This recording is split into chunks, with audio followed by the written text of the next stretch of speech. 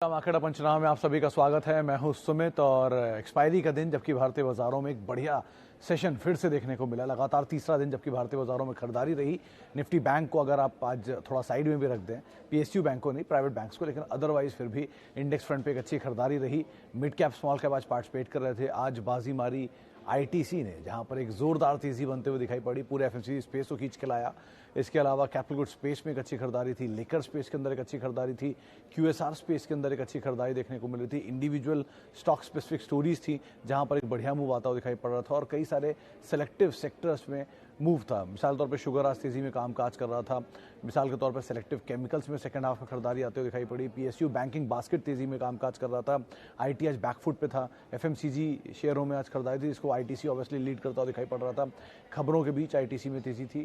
खबरें भी आई, खासतौर से वो एक मीटिंग करने वाले हैं, एनालिस्ट मीट करने वाले हैं एक लंबे अंतराल के बाद। पहली बार शायद एनालिस्ट मीट है जिसका एक इम्पैक्ट देखने को मिला। शेयर में जोरदार तेजी थी। इसके अलावा आज खरीदारी थी उन कंपनियों में जहां पर डेट हाई साइड पर है।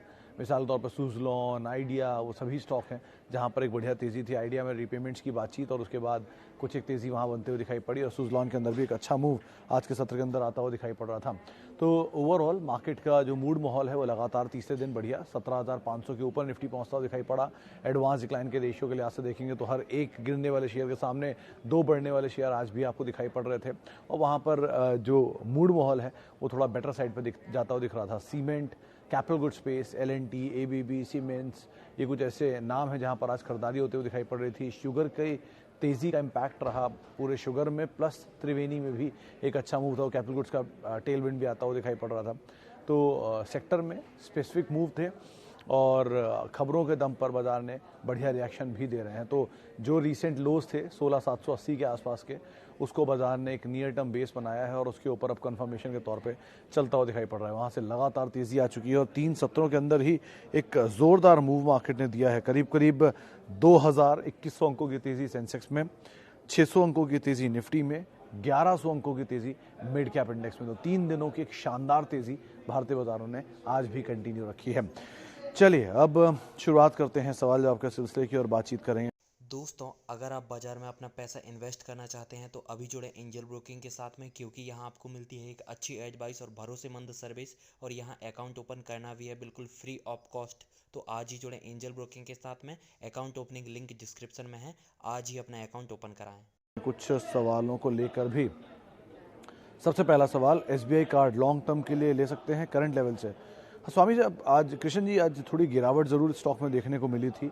कुछ रिपोर्ट्स थी शायद जिसका एक इम्पैक्ट आता हुआ दिखाई पड़ा, लेकिन हाँ, आप बाय तो कर सकते हैं। मतलब बैकिंग अच्छी है, धंधा अच्छा है, 19% के आसपास का मार्केट शेयर है क्रेडिट कार्ड स्पेस में। लिस्टेड स्पेस की सबसे बड़ी कंपनी है क्रेडिट कार्ड में। इसके अलावा एचडीएफसी बैंक है। तो वैसे तो कामकाज ठीक है, digital payments, digital online marketing और क्रेडिट कार्ड में ऑब्वियसली बात है एसबीआई की एक अच्छा फुट होल्ड भी है। तो आप ज़रूर एंटर तो कर सकते हैं, लेकिन हाँ, आपका नज़रिया ऑब्वियसली थोड़ा लंबे समय के लिए होगा और जो भी आप खरीदारी करेंगे यहाँ पर पूरी मत खरीदारी करिएगा, आउटराइटली थोड़ा थोड़ा थोड़ा थोड़ा आराम से हर शेयर में लेना चाहिए। ऐसे नहीं, किसी भी शेयर में आप खरीदारी करें, थोड़ा थोड़ा आप खरीदारी कर सकते हैं। अच्छा, आगे बढ़ते हैं और आईसीआईसीआई बैंक लॉन्ग टर्म, हर्षित साहब ज़रूर आप खरीदारी कर सकते हैं। इनफैक्ट कुछ बाजार में बस ये भी हैं कि अगले क्वार्टर के Q3 एंड Q4 के नंबर बहुत अच्छे आएंगे और आईसीआईसीआई बैंक शायद 1,000 रुपये छू जाएगा। ये बज़ है, कोई कंफर्मेशन नहीं है, ये बज़ है, ऐसी खबरें हैं बाजार में और ऐसी बहुत सारी खबरें घूमती रहती हैं। लेकिन अदरवाइज इसको अगर आप दरकिनार भी रख देंगे तो भी आईसीआईसीआई बैंक देश का सबसे बड़ा निजी बैंक है और स्ट्रॉन्ग बुक्स हैं, अच्छे नंबर्स को ये over a period of time maintain कर रहे हैं। एनपीए फ्रंट पर अच्छी एनपीएस को रिटेन कर रहे हैं। एनआईएम स्ट्रॉन्ग है, स्ट्रॉन्ग मैनेजमेंट है, तो बहुत कुछ खोने के लिए है नहीं। पेरेंटेज तो है ही, ऑब्वियसली बात है, बहुत सारी सब्सिडरीज का। तो आप आराम से खरीदारी करिए। पुरानी हिस्ट्री और एक जो सरकार के टू बिग टू फेल वाले 2 बैंक्स आते हैं, उनमें एक नाम एसबीआई का है, यानी कि ये वो बैंक है जो फेल नहीं हो सकता। टू बिग टू फेल, इतना बड़ा है कि फेल नहीं हो सकता, तो उसमें इनका नाम आता है। तो आप इसमें आराम से अपनी पोजीशन को लॉन्ग टर्म के लिए बना के रख सकते हैं। Okay, next, jubilant food Devyani international. Shivam ji, ये बड़ा ही, कल मैंने जब ये सवाल बहुत सारे देखे थे ना, तब वो ट्वीट किया था। आप पढ़िएगा, वो ट्वीट बड़ा इंटरेस्टिंग है। अच्छा, क्यों जुबिलेंट फूड बनेगा या नहीं, ये इंपॉर्टेंट है। देखिए, जुबिलेंट फूड को मैंने अपने आईपीओ से ज़माने से ट्रैक कर रहा हूँ। जब ये 2010 में इनका आईपीओ आया था, उस समय के दाम पर ये 37 के मल्टीपल पे आईपीओ आया था और 300 साढ़े 300 रुपये का दाम होता था। वो बाद में इसमें बोनस भी आ गया तो 150 रुपये एडजस्टमेंट है। लेकिन उस ज़माने में जुबिलेंट फूड में लेने की या रैशनल क्या था निवेश करने का, वो आपको बताता हूँ कि उस समय पर QSR मार्केट कुछ और तरह की थी। आज भी इंडिया की QSR मार्केट का 50% हिस्सा अनऑर्गेनाइज है, यानी कि वो जो टपरी या सड़क पर आप देखते हैं दुकानें, वो मेजर मार्केट ओन करते हैं QSR में, क्विक सर्विस रेस्टोरेंट में। जैसे कि आप समोसा लेके चले गए, सैंडविच लेके चले गए, वो QSR हुआ, और वो उसका 50% हिस्सा अनऑर्गेनाइज मार्केट में। ऑर्गेनाइज मार्केट का सबसे बड़ा प्लेयर है जुबिलेंट फूड, करीब करीब 18% का मार्केट शेयर वो ओन करते हैं पूरे ऑर्गेनाइज मार्केट का। सेकंड नंबर पे आता है मैकडोनल्ड्स एंड KFC, 10% और 11% इन दोनों का मार्केट शेयर होता है। तो ये तीन जो प्लेयर हैं, ये सब मिला के आप करीब करीब 40% हिस्सा ले जाते हैं। बचे हुए हिस्से में आते हैं सबवे और पिज्ज़ा हट, और हाँ, ये दो बड़े प्लेयर हैं। तो अब आता है देवयानी कहाँ आता है। देवयानी देखिए, जुबिलेंट फूड, पिज्ज़ा हट और KFC के कारोबार को देवयानी संभालता है, लेकिन पूरे इंडिया के नहीं, आधे इंडिया कारोबार सफ़ायर फूड संभालता है।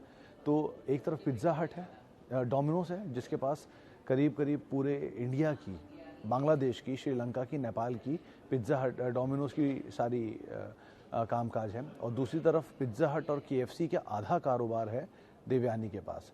तो इस तरह से इन दोनों को आप बांटेंगे तो भी बहुत अंतर दिखता है सो फार। गोइंग फॉरवर्ड अगर फिर बदल तो बात अलग है, लेकिन अभी के लिए एटलीस्ट नंबर्स इनके बहुत मोटे से डिस्ट्रैक्शन से अलग है। तो आप उस हिसाब से इस पर अपनी रणनीति रखिएगा। रैशनल ये है इसके पीछे, अब इलॉजिकल होकर बाजार चलने लग जाए तो बात अलग है, लेकिन फिलहाल लॉजिकली ये चीज़ सही दिखती है। नंबर्स रिफ्लेक्ट करने लगेंगे तो बात अलग है। और अगर देवयानी जुबिलेंट फूड बनेगा तो बिलीव मी, आपको वरुण बेवरेजेस भी रखना चाहिए, क्योंकि वरुण बेवरेजेस उनकी पेरेंट है, वो और ज़्यादा रिएक्ट करेगी। लेकिन इस तरह की चीज़ों को पहले आप समझ लीजिए क्यों वो देवयानी नहीं बन सकता जुबिलेंट फूड, फिर आप इसके हिसाब से कॉल लीजिएगा। Okay, Nykaa survived anchor unlock marriage season after lockdown trigger for holding. Siddharth साहब, हाँ, एंकर बुक का 8 तारीख अनलॉक था, ये नहीं कहा किसी ने कि 8 तारीख को ही बिकेंगे, वो बाद में भी बिक सकते हैं। तो 8 से वो बिकना पॉसिबल है, शुरू हो जाएंगे। तो आपको पता नहीं चलेगा कि उसमें कब धीरे धीरे सेल शुरू हो जाएगा। आपको एग्जांपल देता हूँ, आप सीक्वेंट साइंटिफिक पे रोज़ सवाल पूछते थे, आज उसका ब्लॉक हुआ और वो ब्लॉक या सेलिंग आज ख़त्म हुई है। तो अब यहाँ से बहुत ज़्यादा डाउनसाइड नहीं है, लेकिन तेज़ी है। लाइकवाइज उसमें भी धीरे धीरे ब्लॉक से शेयर बिकने शुरू होंगे और आपको रियलाइज़ नहीं होगा कब वो बिक रहे हैं। तो बर्गर किंग इतने समय से अंडर परफॉर्म कर रहा है, जाहिर सी बात है किसी न किसी की एंकर बुक खत्म हो रही है या शेयर बिक रहे हैं, इसलिए वो नहीं ऊपर जा रहा। तो जिस दिन वो एंकर खत्म होगी अपने आप वो रिएक्ट करेगा। तो अभी ऐसा कोई ट्रिगर नहीं कि वो इमीडिएटली बिकेंगे सारे, वो गोइंग फॉरवर्ड बिकते रहेंगे।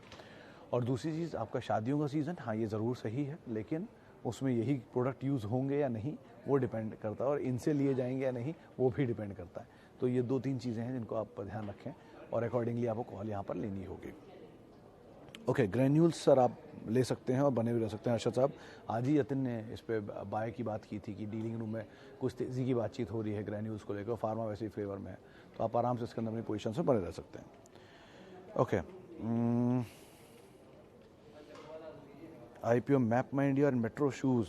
अंश साहब, मैप माई इंडिया कारोबार तो बढ़िया है, अच्छे मार्जिन भी हैं, बढ़िया रेवेन्यू भी जनरेट कर रहा है, लेकिन थोड़े प्रीमियम पर आ रहा है। तो वो पार्ट अगर आपको गंवा रहा है तो आप ज़रूर ले सकते हैं लिस्टिंग के लिए। सब्सक्राइबर का नंबर, सब्सक्रिप्शन का नंबर देखिए, उसके हिसाब से कॉल लीजिए।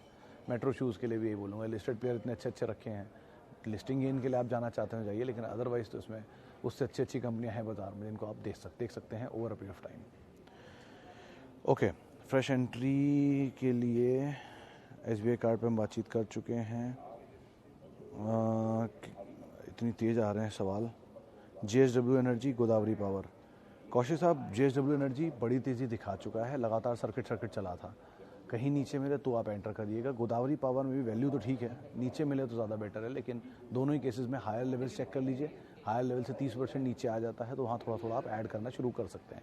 अदरवाइज़ लेकिन आउटराइटली मत जाइए कुछ भी लेने के लिए बाजार में तेज़ी को देख के कि अब आपके हाथ से मिस हो रही हैं चीज़ें। जब वो पीछे नीचे आया था तब आप ले सकते थे, लेकिन ये जो 3 दिन की तेज़ी है इसमें कोई चीज़ मिस हो रही है इसलिए आप जाएँ, वो ठीक नहीं है। तो अकॉर्डिंगली आपको यहाँ पर कॉल लेनी होगी। Okay, Tega industry can be buy on listing day. Sir depend किस भाव पर लिस्ट होता है उसके ऊपर आप यहाँ कॉल लीजिएगा। अभी तो कुछ भी कहना मुश्किल है, पहले लिस्ट तो होने दीजिए, तब सिचुएशन ज़्यादा क्लियर आपको बताएगी। लेकिन अगर अलॉटमेंट नहीं हुआ तो क्यों, वो लिस्टिंग डेन का जो प्रीमियम आप खाना चाह रहे थे वो तो ऑलरेडी चला गया। अब लिस्टिंग के दिन कुछ ब्लॉक्स अगर आपको मिलते हैं जहाँ पर वो कोई इन्वेस्टर बाजार में माल ले रहा है तो आप एक बार वो कॉल ले सकते हो, लेकिन अदरवाइज आपको उसमें अपनी रणनीति क्लियर रखनी होगी कि आपको चाहिए क्या, लॉन्ग टर्म गेन या लिस्टिंग गेन। अगर लिस्टिंग गेन तो ऑलरेडी चला जाएगा, लॉन्ग टर्म गेन तो फिर आप नंबर देख के लीजिएगा, क्या जल्दी उसको लेने की। ओके, एक सवाल था अभी NMDC।